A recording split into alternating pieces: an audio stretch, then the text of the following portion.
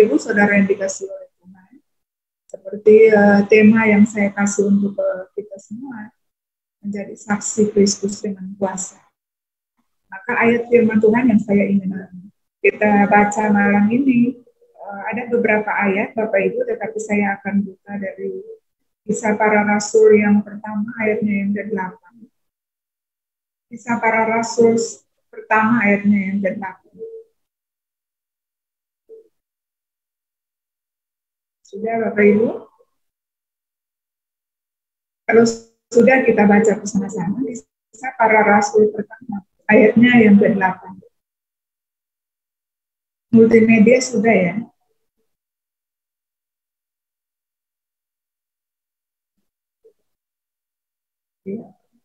Kisah Para Rasul pertama ayat yang ke-8. Tetapi kamu akan menerima kuasa kalau Roh Kudus turun ke atas kamu, dan kamu akan menjadi saksi di Yerusalem dan di seluruh Yudea dan Samaria dan sampai ke ujung bumi. Nah, Bapak Ibu Saudara yang dikasihi oleh Tuhan, bicara tentang menjadi saksi Kristus dengan kuasa, saya percaya gini, setiap orang siapapun ya Bapak Ibu ya, bahwa kita ini saksi, menjadi saksi. Saudara percaya atau tidak, suka atau tidak suka, itu hidup kita itu menjadi sesuatu yang dilihat oleh Tuhan. Entah itu baik, entah itu buruk, entah itu hal yang menyenangkan atau tidak menyenangkan. Semua orang sebenarnya itu menjadi saksi, menjadi sesuatu yang terlihat oleh orang lain. Nah, masalahnya kita sebagai orang-orang percaya, orang-orang yang disebut sebagai anak-anak Tuhan, kita menjadi saksi Kristus. Setiap orang, banyak orang juga saudara, banyak orang juga dalam kehidupannya menjadi saksi, ya saksi Kristus. Tetapi tidak semua orang menjadi saksi Kristus dengan kuasa. Nah, bagaimana caranya supaya kita menjadi saksi Kristus itu dengan kuasa, dengan power, dengan otoritas yang Tuhan sendiri berikan. Nah, hal yang pertama yang kita harus ingat, kita harus tahu Bapak Ibu, bahwa Roh Kudus adalah sumber kuasa. Amin Bapak Ibu. Jadi kuasa itu, ketika kita bilang kita menjadi saksi Kristus dengan kuasa, harus ada Roh Kudus di dalam kita. Dan Roh Kudus itu tidak dihasilkan oleh kekuatan atau kemampuan manusia kita. Karena tadi Kisah Para Rasul 1 ayat 8 itu bilang, tetapi kamu akan menerima kuasa kalau Roh Kudus turun atas kamu. Jadi Roh Kudus itu sumber kuasa Bapak Ibu. Kemampuan, kekuatan manusia tidak akan menghasilkan kuasa di dalam kita. Apalagi uang Bapak Ibu. Uang mungkin bisa membeli kekuasaan, tetapi uang tidak bisa beli kuasa. Ada banyak contoh dalam kehidupan yang kita lihat bagaimana dengan uang orang bisa dapat kekuasaan. Iya kan? Banyak dengan uang orang bisa dapat kekuasaan, tetapi setelah dapat, mereka nggak punya kuasa untuk menjalankan tugas tanggung jawabnya dengan baik, Bapak Ibu. Itu artinya sekali lagi, uang dan segala sesuatu bisa membeli kekuasaan, tetapi uang tidak bisa beli kuasa. Bahkan ada contoh di dalam Alkitab, Bapak Ibu ya, kalau kita baca di Kisah Para Rasul ini banyak contoh. Salah satu di Kisah Para Rasul pasalnya yang ke-8, ketika Petrus dan Yohanes sedang melayani atau sedang memberitakan firman Tuhan. Kemudian ada seorang tukang sihir namanya Simon. Lalu dia ketika melihat bahwa Petrus dan Yohanes ketika menumpangkan tangan orang sakit disembuhkan dan sebagainya, dia datang lalu dia ingin membeli kuasa yang ada pada Petrus dan Yohanes. Kemudian dia dihardik, ya, dia ditegur sama Petrus dan Yohanes bahwa celakalah kamu dengan uang, karena uang memang tidak bisa memberi kuasa, Bapak Ibu. Kuasa itu datangnya dari Roh Kudus, Bapak Ibu. Amin. Jadi kita ketika menjadi saksi Kristus, kita tidak bisa berharap atau percaya bahwa kita dapat kuasa itu dari diri kita sendiri atau dengan segala sesuatu yang melekat di dalam kita. Satu-satunya sumber kuasa itu Roh Kudus, Bapak Ibu. Amin. Nah, sekali lagi, ini harus menjadi paling pertama dalam kehidupan kita, bahwa kita mengerti sumber kuasa itu adalah Roh Kudus. Makanya Ketika Roh Kudus itu menjadi sumber kuasa, namanya saja Roh Kudus, Bapak Ibu, berarti hidup kita harus di dalam kekudusan. Ya, tidak boleh melakukan hal-hal yang di luar kehendak Tuhan. Kita harus melakukan hal-hal yang benar menurut firman Tuhan. Roh Kudus yang akan menuntun kita, yang akan memberikan kita kemampuan, kekuatan untuk menjadi saksinya Kristus. Nah, Bapak Ibu Saudara yang dikasihi Tuhan, 3 hal saya ingin bagikan untuk kita malam ini. Bagaimana untuk kita menjadi saksi Kristus dengan kuasa? Yang pertama adalah karena judulnya saja menjadi saksi Kristus dengan kuasa, maka hal yang paling pertama adalah bagaimana supaya kita jadi saksi Kristus dengan kuasa. Kristus harus menjadi sentral atau pusat atau fokus dari seluruh kesaksian kita. Nah, Bapak Ibu, kadang-kadang dalam hidup ini, ketika kita bersaksi, kebanyakan itu tentang hal-hal yang kebaikan-kelebihan kita. Kebaikan-kebaikan kita yang kita buat untuk orang lain, kelebihan-kelebihan kita yang kita saksikan, Bapak Ibu. Memang kalau kita lihat kata saksi ini sebenarnya ada 2 hal kan, Bapak Ibu. Saksi itu bisa lewat perkataan atau juga lewat perbuatan kita. Nah, sekali lagi, Tuhan Yesus harus menjadi atau Kristus harus menjadi sentral, fokus, pusat dari seluruh kesaksian kita. Bukan tentang kebaikan-kebaikan yang kita buat bagi orang lain. Bukan tentang kelebihan-kelebihan kita. Bukan tentang segala sesuatu yang kita punya dalam hidup ini. Tetapi bagaimana supaya orang melihat semua kebaikan Tuhan, karya Tuhan itu nyata di dalam kehidupan kita. Bahwa dia merubah seluruh sisi kehidupan kita melalui proses-proses yang terjadi, bahkan karakter-karakter yang Tuhan izinkan terjadi dalam kehidupan kita untuk membentuk karakternya di dalam kita. Jadi segala sesuatu dalam hidupku harus tentang Kristus. Harus pusatnya kepada Kristus, bukan tentang yang lain. Amin, Bapak Ibu. Nah, ini penting, Bapak Ibu, karena kalau kita lihat bagaimana orang bersaksi, bagaimana kehidupan seseorang, memang betul orang Kristen, ya, anak Tuhan, tetapi kesaksiannya selalu berfokus kepada dirinya sendiri, berfokus kepada kebaikan-kebaikan yang dia buat, berfokus kepada kelebihan-kelebihan yang dia punya. Tidak lagi berfokus kepada Kristus. Tidak lagi berfokus kepada karya Tuhan di dalam hidupnya. Apa yang dilakukan Tuhan dalam kehidupannya. Nah, akibatnya Bapak Ibu, kesaksian-kesaksian yang kita buat dalam hidup itu tidak jadi berkat. Tidak punya kuasa, tidak bisa merubah orang lain. Ya, merubah diri kita aja tuh susah kan Bapak Ibu kan? Merubah diri kita aja tuh susah. Apalagi kita mau rubah orang lain. Makanya kita butuh kuasa. Kita butuh Roh Kudus Bapak Ibu. Setiap waktu itu kita berjuang di dalam hidup untuk karakter-karakter yang salah di dalam kehidupan kita tuh kalau boleh kita nggak bisa buat lagi, kita nggak lakukan lagi yang salah-salah yang kemarin yang pernah kita lakukan. Kita berjuang untuk itu, tapi kita kan jatuh bangun juga di situ Bapak Ibu. Nah, makanya kuasa ini penting Bapak Ibu, kemampuan, kekuatan dari Roh Kudus itu penting bagi kita. Nah, kesaksian yang kita alami, kita beritakan, kita saksikan, atau kita perlihatkan dalam kehidupan kita, harus sekali lagi, harus kita alihkan kepada Kristus. Jangan sampai kita berpusat kepada diri sendiri, atau berpusat kepada hal yang lain, materi yang kita punya, status sosial yang kita punya, segala sesuatu yang terhubung dengan manusia kita yang kita tonjolkan. Tapi Kristus menjadi hal yang setelah itu Bapak Ibu. Menjadi hal nomor 2, nomor 3, dan selanjutnya. Itu tidak akan terjadi apa-apa Bapak Ibu. Tidak akan terjadi kuasa di dalam setiap kesaksian kita. Makanya kita harus kembali kepada Kristus menjadi fokus utama dari seluruh kesaksian kita. Nah, contoh-contoh di dalam Alkitab kalau kita baca Bapak Ibu ya. Kalau kita baca di dalam Alkitab khusus di Kisah Para Rasul, bagaimana ketika Tuhan Yesus kita baru saja merayakan hari kenaikan Tuhan Yesus ke surga dan masih hangat di dalam ingatan kita tentang bagaimana kita baca di dalam Kitab Para Rasul apa yang terjadi ketika murid-murid itu menerima pencurahan Roh Kudus ketika Tuhan Yesus naik ke surga, dan mereka diperlengkapi dengan Roh Kudus, mereka pergi dan menjadi saksi. Bapak Ibu lihat kan, murid-murid yang tadinya orang-orang biasa, kita bilang orang-orang biasa yang tidak terpelajar, Bapak Ibu, mereka bisa dengan luar biasa bersaksi dengan kuasa yang Tuhan berikan. Bapak Ibu lihat kan, dari orang-orang biasa tuh Bapak Ibu, mereka bisa menjadi orang-orang yang dipakai dengan luar biasa.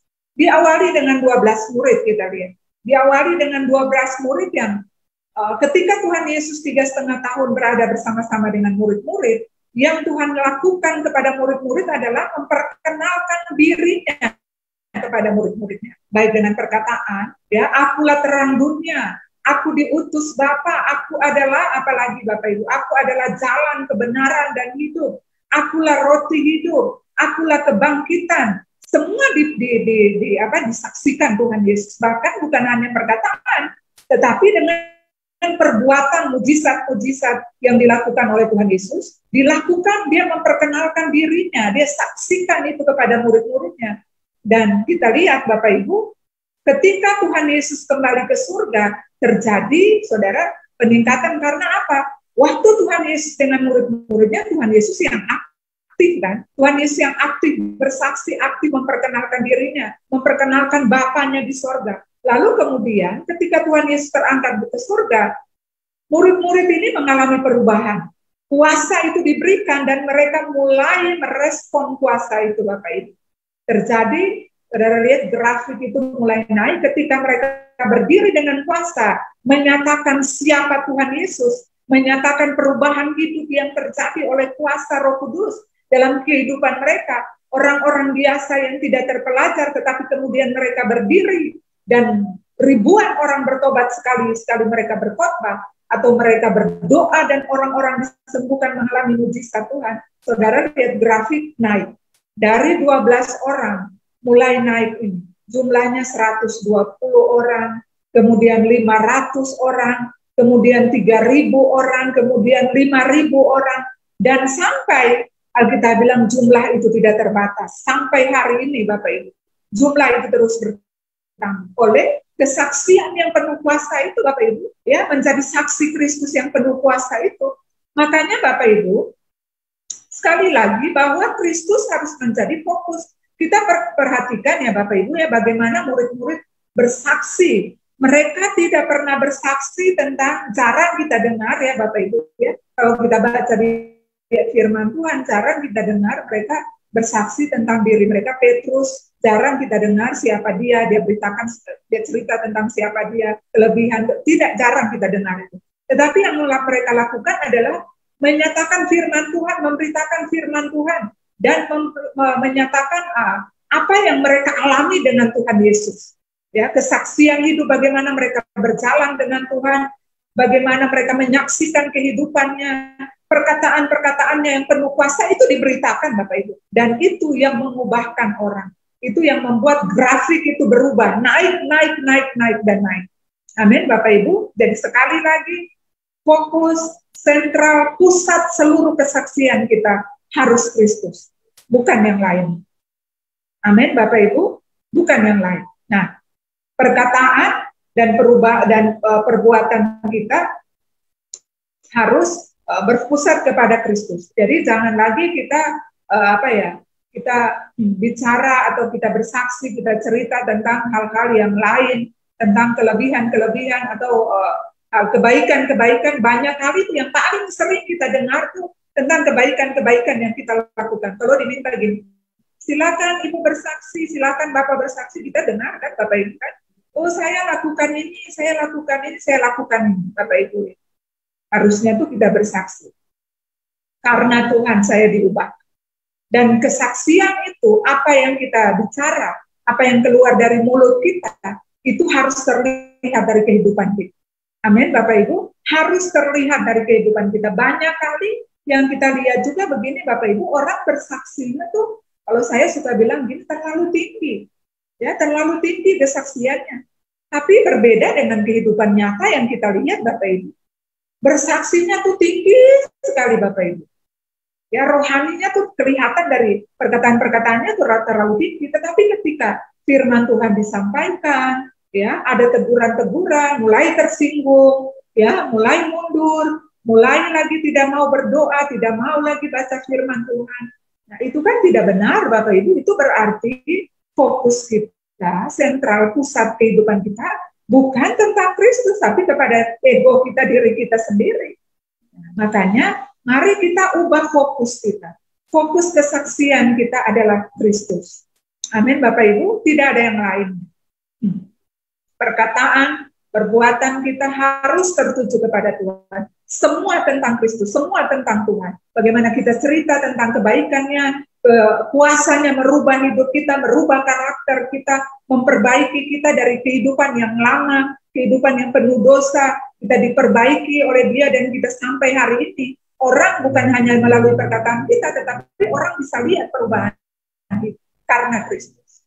Amin, Bapak Ibu. Nah, yang kedua, bagaimana supaya kita menjadi Kristus, menjadi saksi Kristus dengan percaya?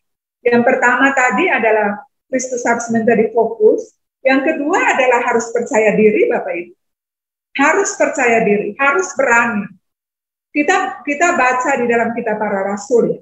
Sekali lagi, ini contoh-contoh yang baik yang saya mau ini mendorong kita, Bapak Ibu. Percaya diri, saudara lihat. Orang-orang yang tidak terpelajar, Alkitab bilang, orang-orang biasa, Alkitab bilang, orang-orang biasa yang tidak terpelajar. Tapi mereka percaya diri. Ketika mereka mengerti bahwa kuasa itu diberikan kepada mereka, Roh Kudus dicurahkan kepada mereka untuk memberikan mereka kekuatan, kemampuan untuk berani menjadi saksi. Mereka percaya diri sekali, Bapak Ibu. Jadi mereka tidak terintimidasi dengan situasi atau keterbatasan-keterbatasan diri kita. Kadang dalam hidup itu kita ada kesaksian-kesaksian kita atau kita tidak berani bersaksi, apalagi dengan kuasa, karena kita tidak punya percaya diri. Kita tidak berani. Kita terintimidasi dengan itu, Bapak Ibu, dengan keterbatasan diri. Saya tidak sekolah tinggi, saya orang miskin. Saya tidak seperti dia, level saya tidak seperti orang ini. Saya begini, atau situasi-situasi yang terjadi. Karena ketika murid-murid Tuhan Yesus ini mereka bersaksi dengan berani, itu tidak gampang, Bapak Ibu. Mereka dapat tantangan tuh banyak sekali, terutama dari ahli-ahli Taurat, mahkamah agama, ya orang Farisi, Saduki. Nah, kalau dibandingkan dengan murid-murid yang Alkitab bilang orang biasa yang tidak terpelajar, jauh sekali perbedaannya. Tapi sekali lagi, mereka punya percaya diri yang tinggi, mereka berani bahwa kuasa itu telah diberikan kepada mereka. Amin, Bapak Ibu, kuasa itu telah diberikan kepada mereka. Bahkan Alkitab bilang, 1 Yohanes 4 itu bilang gini, roh yang ada di dalam kita lebih besar dari setiap roh yang ada di dalam dunia. Makanya itu kenapa kita harus takut, kenapa kita harus bimbang, kenapa kita harus tidak berani, tidak percaya diri. Kita harusnya itu menjadi orang-orang yang percaya diri, Bapak Ibu, tidak terintimidasi.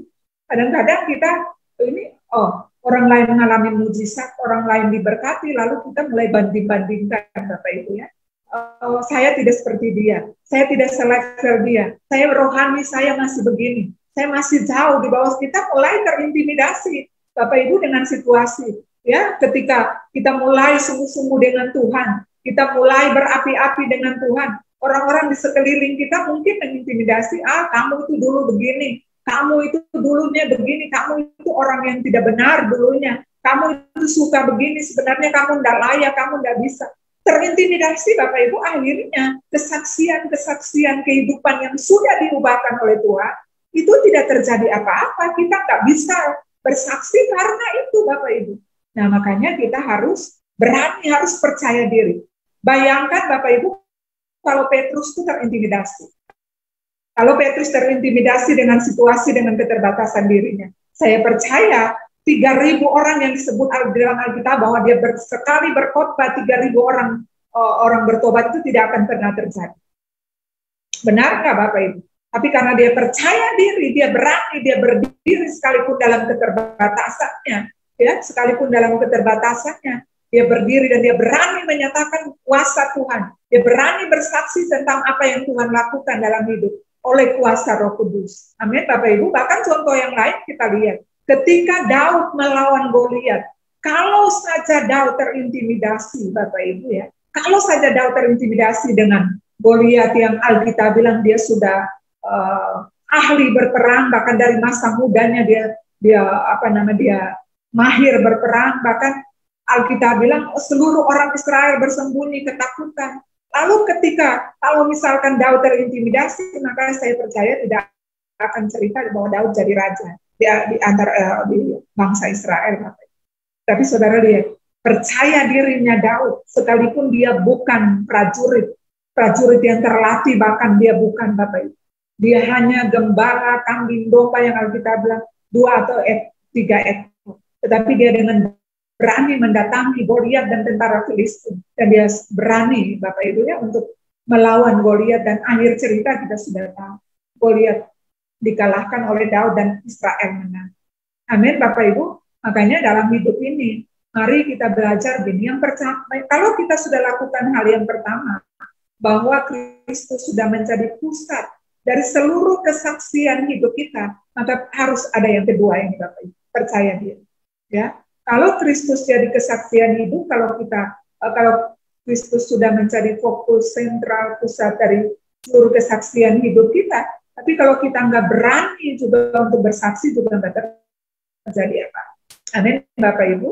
Nah, jadi kita harus berani, Bapak Ibu. Tidak boleh bimbang, tidak boleh takut. Saudara lihat kan, Alkitab cerita ketika Tuhan Yesus bersama dengan murid-muridnya dalam pelayanan 3,5 tahun itu, Tuhan Yesus paling sering tegur murid-murid dengan kata ini, hai kamu yang kurang percaya, hai kamu yang tidak percaya. Karena murid-murid tidak berani bertindak, Bapak Ibu, ketika berada dengan Tuhan Yesus. Benar nggak? Tidak ada satu mujizat pun yang murid-murid lakukan sendiri ketika mereka bersama-sama dengan Tuhan Yesus. Mereka tidak berani bertindak. Ada satu ayat Alkitab, ini buktinya Bapak Ibu, coba kita buka di dalam Lukas pasalnya yang ke-9. Ayatnya yang ke-40. Lukas pasal yang ke-9 ayat 40, Bapak Ibu. Kita lihat bagaimana ketika murid-murid diminta untuk mendoakan atau menumpangkan tangan kepada orang lain, mereka minta supaya mujizat dinyatakan, tetapi mereka tidak percaya diri, mereka tidak berani ketika masih bersama-sama dengan Tuhan Yesus. Lukas 9 ayatnya yang ke-40. Dan aku telah meminta kepada murid-muridmu supaya mereka mengusir roh itu, tetapi mereka tidak dapat. Ayat 41. Maka kata Yesus, hai kamu angkatan yang tidak percaya dan yang sesat, berapa lama lagi aku harus tinggal di antara kamu dan sabar terhadap kamu? Nah, saudara lihat itu. Berapa kali Bapak Ibu, Tuhan Yesus selalu menegur murid-murid dengan perkataan itu, kamu yang tidak percaya, kamu yang kurang percaya, karena mereka tidak berani melakukan, mereka tidak percaya diri, ya. Bahkan ketika Petrus berjalan di atas air tidak percaya diri kan, makanya sempat jatuh kan Bapak Ibu kan. Nah kita lihat ini hal-hal ini menghambat kita untuk menjadi saksi Kristus dengan kuasa, makanya tidak boleh ada rasa minder, ya, bimbang dalam kehidupan kita, harus percaya diri. Nah, kemudian Bapak Ibu, kita harus percaya diri bahwa yang pertama bahwa kuasa itu telah diberikan kepada kita. Lukas 10 ayat 19. Coba kita lihat Lukas 10 ayat 19. Lukas pasalnya ke-10 ayat 19. Lukas 10 ayat 19.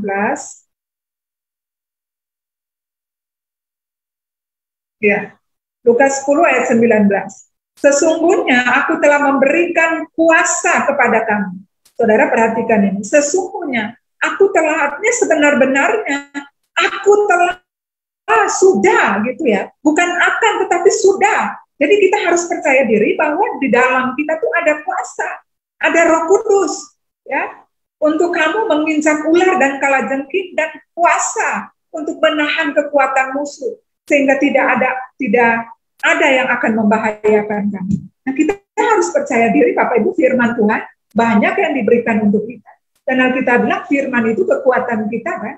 Nah, kita tidak percaya diri, kita tidak berani untuk melangkah atau bersaksi dengan kuasa yang Tuhan berikan dalam kehidupan kita. Amin, Bapak Ibu. Nah, jadi harus percaya Bapak Ibu. Markus 16, coba kita lihat. Markus 16 ayat 17. Ini dia Bapak Ibu. Markus 16 ayat 17. Tanda-tanda ini akan menyertai orang-orang yang percaya. Mereka akan mengusir setan demi namaku, mereka akan bicara dalam bahasa yang baru bagi mereka, 18. Mereka akan memegang ular dan sekalipun mereka minum racun maut, mereka tidak akan mendapat celaka, mereka akan meletakkan tangannya atas orang sakit dan orang itu akan sembuh. Saudara lihat itu, kuasa itu telah diberikan untuk kita. Makanya kalau setiap orang Kristen, setiap orang percaya, mereka percaya diri, berani ya, bertindak bahwa kuasa itu ada di dalam dia. Yang tadi kita sudah baca ayat, sesungguhnya aku telah memberikan kepada kamu kuasa untuk menginjak ular dan kalajengking, menahan kekuatan musuh. Bahkan ini tanda-tanda menyertai kita semua. Maka saya percaya gini Bapak Ibu, setiap kita pasti akan mengalami manifestasi dalam kuasa-kuasa ini. Jadi kita tidak lagi, misalkan sakit, kita cari pendeta, itu nggak salah Bapak Ibu. Tapi kita harus mengerti bahwa di dalam kita ada Roh Kudus, ada kuasa yang diberikan untuk kita. Amin. Jadi kita berharap selalu kepada orang lain, nggak perlu Bapak Ibu. Kalau kita sakit, kita bisa berdoa untuk diri kita sendiri, karena kuasa yang sama pada pendeta ada pada setiap kita. Amin Bapak Ibu. Nah, jadi kita harus percaya diri Bapak Ibu. Nah, kemudian Bapak Ibu yang ketiga yang terakhir, untuk kita menjadi saksi Kristus dengan kuasa. Saudara lihat, yang ketiga adalah bayar harga. Amin Bapak Ibu, bayar harga. Murid-murid Tuhan Yesus, mereka berani bayar harga. Mereka berani hidup bagi Tuhan. Mereka bersedia menderita untuk Tuhan. Karena kita bilang Filipi 1 ayat 29 bilang untuk kita, kepada kita dikaruniakan bukan hanya untuk percaya, tapi juga menderita bagi Tuhan. Kuasa itu tidak akan maksimal. Saudara, kuasa itu tidak akan maksimal di dalam kehidupan kita kalau kita tidak hidup sesuai dengan kebenaran. Perkataan dan perbuatan kita tuh harus sejalan dengan firman Tuhan. Berani bayar harga tuh begini. Berani hidup bagi Tuhan tuh begini. Kita berani hidup benar. Kita berani hidup lurus. Kita berani hidup tidak neko-neko. Kita berani hidup lawan arus. Kita berani hidup tampil beda. Kita berani hidup keluar dari zona nyaman. Kita berani hidup tinggalkan dosa. Kita berani hidup komitmen dengan Tuhan. Kita berani hidup konsisten dalam hidup. Berkelanjutan. Sekali Yesus tetap Yesus. Lakukan firman Tuhan besok, lusa, dan selamanya kita akan tetap lakukan firman Tuhan. Tapi banyak kali dalam kehidupan kita, kesaksian-kesaksian hidup kita itu tidak berkuasa Bapak Ibu, karena itu kita tidak berani hidup benar. Kita tidak berani hidup lurus. Kita tidak berani hidup tidak neko-neko. Kita tidak berani hidup lawan arus. Kita tidak berani hidup tampil beda. Kita tidak berani keluar dari zona nyaman. Kita tidak berani tinggalkan dosa, tidak berani komitmen, tidak berani konsisten. Yang ada tuh cuma begini Bapak Ibu. Ketika Tuhan izinkan sesuatu atau firman Tuhan datang dalam hidup kita tuh kita cuma main di perasaan. Wih, firmannya bagus ya, saya diberkati. Saya tersentuh sekali, kita main di perasaan Bapak. Setelah itu selesai di situ tidak mengubah apapun. Kita cuma main di perasaan. Kita belum sampai di tingkatan ini. Mazmur 73 ayat 26. Sekalipun dagingku dan hatiku habis lenyap, gunung batuku Tuhan. Kita belum sampai di titik itu. Kita selalu main cuma di perasaan. Saya terharu, saya tersentuh, saya bisa nangis kalau dengar firman, saya menangis kalau dengar puji-pujian. Saya senang kalau ada pujian-pujian yang semangat. Cuma sampai di situ. Tapi tidak ada kuasanya di dalam kita, Bapak Ibu. Karena itu tadi, kita tidak berani hidup bayar harga. Amin, Bapak Ibu. Harusnya gini, kita tahu tugas Roh Kudus itu bukan untuk membuat sensasi emosional di dalam kita. Amin, Bapak Ibu. Tugas utama Roh Kudus bukan membuat sensasi emosional dalam kehidupan kita. Tetapi ini, tugas utama Roh Kudus adalah membentuk karakter kita menjadi sama seperti Kristus. Amin. Jadi gini, jangan sampai kita nanti ditolak ya Bapak Ibu ya, kita ditolak karena kesaksian hidup kita itu tidak sesuai itu Bapak Ibu dengan kehidupan kita, dengan iman percaya kita kepada Tuhan. Kita bilang kita Kristen, kita bahkan melayani Tuhan, kita bertahun-tahun, berpuluh-puluh tahun bahkan kita ada di gereja, tetapi kesaksian hidup kita tidak sejalan Bapak Ibu. Makanya ada contoh di Alkitab juga tuh kisah para rasul 19. Bapak Ibu pernah dengar ini anak-anak Skewa. Ya kan? Ketika mereka mengusir setan, iblis balikin ke mereka kan? Yesus aku kenal, Paulus aku kenal, tetapi kamu siapa kamu? Kan gitu Bapak Ibu. Nah, jangan-jangan nanti dalam hidup kita juga begitu. Ketika kita bersaksi, orang bisa balikin itu, ya hidup kamu begitu. Tuhan Yesus kita kenal. Yang ini kita kenal, tapi kok nggak sama ya dengan kamu ya? Tapi kok nggak sama ya hidupmu ya? Itu Bapak Ibu. Tidak punya kuasa, tidak bisa merubah apapun. Merubah orang lain, merubah kehidupan kita sendiri. Karena sekali lagi, kita nggak berani bayar harga. Hidup bagi Tuhan, kita nggak berani lepaskan segala sesuatu dan fokus itu tuh. Poin yang pertama, fokus hanya kepada Tuhan, menyenangkan hati Tuhan, melakukan kehendak Tuhan, ya, hidup sesuai dengan apa yang Dia mau, tidak menurut ego kita, tidak menurut daging kita, tetapi kita menjauhkan dari seluruh kedagingan. Harus kita berani bayar harga Bapak Ibu. Memang sekali lagi proses-proses yang ini itu tidak serta-merta terjadi, tiba-tiba terjadi dalam kehidupan kita. Ini butuh proses Bapak Ibu, tapi percayalah, Alkitab bilang Roh Kudus itu diberikan untuk menolong kita. Amin Bapak Ibu. Alkitab ngomong bahwa Roh Kudus itu penolong yang akan memampukan kita untuk melakukan seluruh kehendak Bapa. Kita nggak mungkin bisa. Daging kita, manusia kita nggak mungkin bisa lakukan kehendak Bapa. Tapi percayalah, Roh Kudus yang akan memampukan kita. Amin Bapak Ibu. Roh Kudus yang memampukan kita untuk bisa melakukan seluruh kehendak Bapa. Amin Bapak Ibu. Jadi sekali lagi, jangan sok memakai kuasa Tuhan kalau hidupmu belum benar-benar fokus kepada Tuhan. Jangan sok memakai kuasa Tuhan kalau kamu tidak berani hidup bagi Dia, bayar harga untuk Dia. Mari lakukan 3 poin ini Bapak Ibu. Tuhan Yesus atau Kristus harus menjadi pusat, sentral, fokus dari seluruh kesaksian kita. Dan ada percaya diri, berani bahwa kuasa atau Roh Kudus telah diberikan kepada kita. Dan berani hidup bayar harga, berani hidup bagi Dia. Amin Bapak Ibu, maka kuasa itu akan maksimal, kesaksian hidup kita akan mengubahkan hidup kita yang paling pertama dan kehidupan orang lain juga akan diubahkan untuk kemuliaan nama Tuhan. Amin. Tuhan memberkati kita semua Bapak Ibu. Mari kita berdoa. Ya. Saya lihat ada beberapa orang yang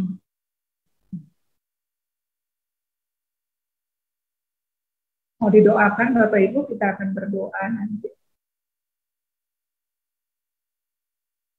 Ya. Ya, mari kita berdoa Bapak Ibu. Mengucap syukur untuk malam ini, terima kasih untuk firman yang kami dengar malam ini. Terima kasih, hamba terbatas, tapi hamba percaya Roh Kudus tidak terbatas. Engkau bicara terus di hati setiap kami malam ini Tuhan. Pengertian-pengertian yang baru, bahkan ada sesuatu yang Tuhan taruh di dalam kami. Kami mau menjadi saksi Kristus dengan kuasa. Kami berdoa biarlah seluruh kesaksian hidup kami, baik dari perkataan, dalam perbuatan kami itu pusatnya hanya Kristus. Tidak ada yang lain. Bahkan kami berdoa biar ada percaya diri, keberanian untuk kami berani bersaksi. Sebab kuasa itu telah diberikan. Dan Tuhan juga berikan kami untuk kami berani hidup. Bayar harga, berani hidup bagi Tuhan. Kami berdoa, hamba berdoa untuk semua kami yang hadir di ruangan ini Tuhan. Tuhan berkati semua kami. Tidak ada yang terlewati oleh firman malam ini. Berdoa, kami sehati berdoa untuk Femi Elizabeth. Tuhan berkati untuk agar punya momongan Tuhan. Kami percaya Tuhan yang bentuk semuanya Tuhan. Engkau berdaulat atas seluruh kehidupan Femi Elizabeth, menantunya Rilian agar punya momongan. Kami percaya Tuhan berkuasa, Tuhan berdaulat. Tidak ada yang mustahil bagi Tuhan. Kami percaya anak buah kandungan itu upah. Sebab itu kami berdoa dalam nama Tuhan Yesus, Tuhan menjamah kandungan mereka, terbuka kandungan mereka supaya mereka punya momongan. Dan ketika mereka diberikan anak, biarlah semuanya untuk kemuliaan nama Tuhan. Dalam nama Tuhan Yesus, terima kasih Bapak, bahkan Ari Osler, kami berdoa supaya dipulihkan dari sakitnya dan bisa bekerja kembali. Di dalam nama Tuhan Yesus kami perkatakan kuasa kesembuhan terjadi. Malam ini kami percaya, kami datang di dalam nama Yesus. Bahkan Roh Kudus yang memampukan kami untuk kami bertindak di atas kuasa itu, kami perkatakan sembuh dalam nama Tuhan Yesus. Ari Osler sembuh di dalam nama Tuhan Yesus. Bahkan semua yang sakit juga dimanapun, dan keluarga-keluarga yang sakit atau ada tetangga-tetangga yang sakit, kami perkatakan di dalam nama Yesus sembuh. Yang punya persoalan apa saja dalam rumah tangga, pekerjaan, maupun dalam pelayanan, hubungan satu dengan yang lain, kami berdoa Tuhan yang pulihkan, Tuhan yang selesai. Sebab kami percaya bagi Tuhan tidak ada yang mustahil. Tuhan berkati kami semua malam ini dengan nama kami masing-masing. Terima kasih Bapak yang baik, terima kasih hamba berhenti, tapi hamba percaya Roh Kudus tidak akan berhenti. Terus berkarya, ubahkan kami Tuhan. Dan biarlah oleh hidup kami, ada banyak orang yang diubahkan, ada banyak orang yang dibawa kepada Tuhan. Kami menjadi saksi-Mu Tuhan. Sehingga dalam grafik kehidupan kami, ada pertambahan jiwa-jiwa yang semakin bertambah. Di dalam nama Yesus, untuk kemuliaan nama Tuhan. Berkati kami semua, sekali lagi tanpa terkecuali. Di dalam nama Tuhan Yesus, kami berdoa dan mengucap syukur.